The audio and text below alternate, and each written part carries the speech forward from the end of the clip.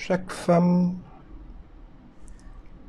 légitime qui a épousé un homme selon le plan de Dieu a été créée, préparée, configurée, disposée par Dieu pour être une aide, un complément pour cet homme-là.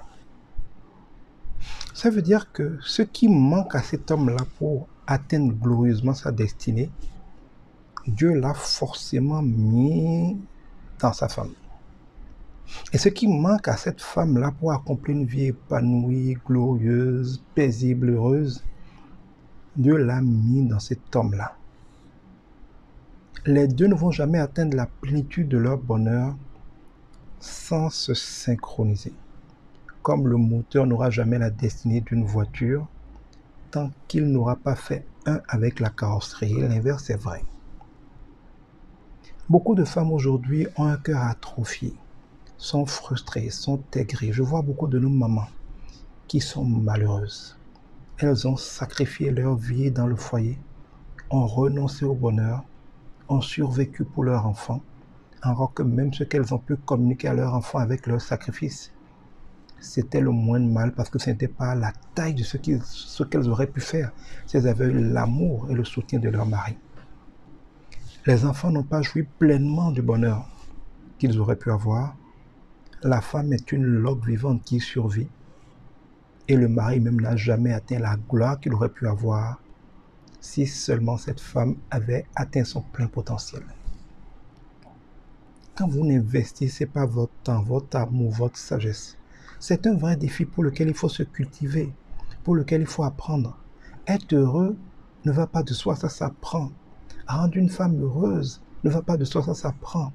Permettre à une femme comme une fleur de s'épanouir, pour vous offrir aussi bien dans l'intimité que dans la vie de tous les jours, dans la gestion de votre famille, de l'éducation de vos enfants et dans tous les domaines, la gloire que Dieu a mis en elle. Parce que la femme, c'est la mère du vivant.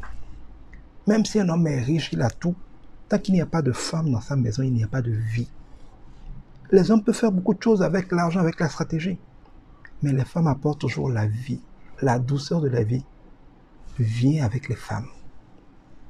Je voudrais vraiment supplier nos pères, nos frères, nos aînés, nos petits frères aussi, de comprendre que il y a des délices, il y a des trésors, il y a des richesses, il y a un bonheur pour eux, pour la femme, pour la famille, pour la société, dans chaque épouse.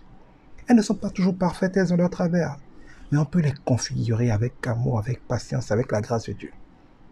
Mais ne renoncez jamais à créer les conditions pour que votre femme s'épanouisse et vous offre et s'offre et offre au monde le meilleur d'elle. C'est une responsabilité pour tout homme. L'homme qui ne peut pas le faire est un incapable. C'est bien d'être le chef de la famille, mais Dieu vous demandera des comptes pour ce que vous aurez fait de votre famille et de tout ce qui était sous votre autorité.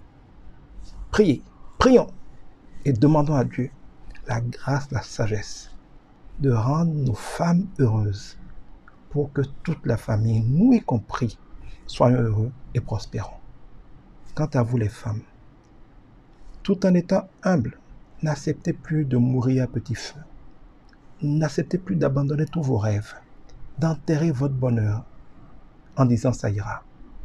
Avec amour, avec patience, avec humilité, avec respect, et surtout en demandant le concours de Dieu, en priant pour que Dieu touche leur cœur, je vous prie de ne jamais arrêter d'attirer l'attention de vos épaules sur votre mal-être, sur votre frustration, sur vos tristesses.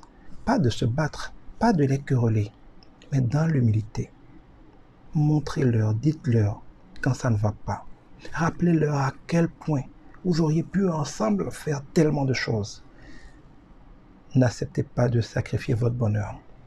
Vous êtes des trésors pour tout le monde.